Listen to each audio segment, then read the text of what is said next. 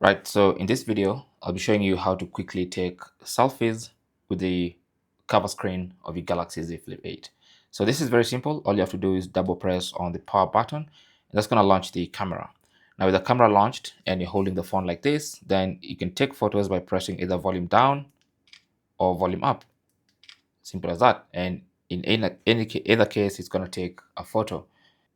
Now you can swipe to the left for portrait photos, or you can swipe to the right of that for videos. And once again, for videos, you just press that button, it starts recording videos, and as you can see, that's the animation when it's recording a video. And you press again, and it's going to stop and save your video. Now you have the camera menu here, but of course, if you press and hold this, you can move it to somewhere else. If you prefer it on the right hand side of your screen, you can actually move it like that. Thanks for watching.